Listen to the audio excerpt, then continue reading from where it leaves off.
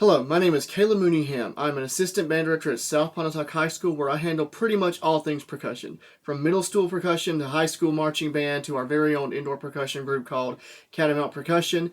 If it involves hitting something with a stick, I'm probably nearby.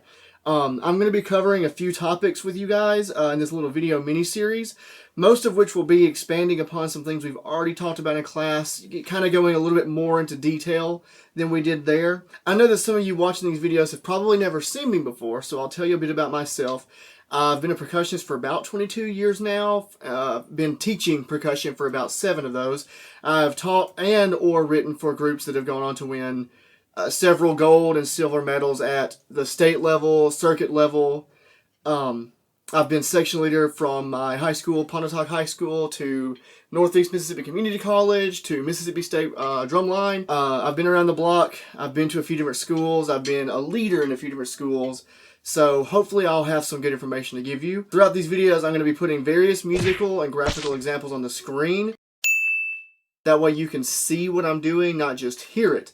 If you would like a printable copy of any of this stuff, I'm going to put a QR code. It should pop up from the bottom right now. Most of your smartphones have a QR code reader built into your standard camera. I have a Galaxy Note 9. I know it does.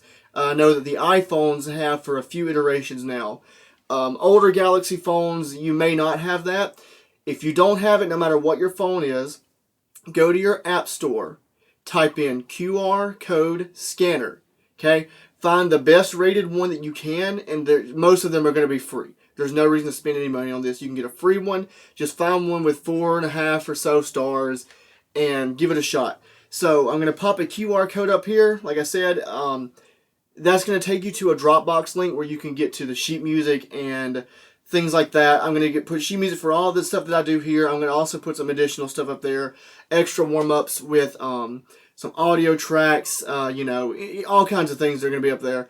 Go get some of that, play all of it. I'm just trying to give you as much material as I can, as well as give you an option to print this out if you'd rather look at it on sheet music. I know that I personally would have loved that.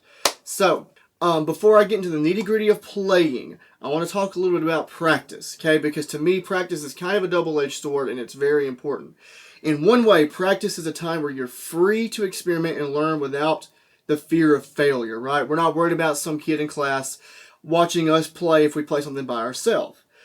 Practice is where you can try something new and not be afraid to mess it up and not worry about someone else hearing it. We have to find our boundaries in order to ever learn to break through them. We also must practice things that are difficult and fall on our face a little bit if we're ever going to get a hold of those things.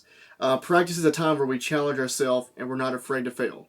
All of that not to say that you can just go and mess up everything and it's okay.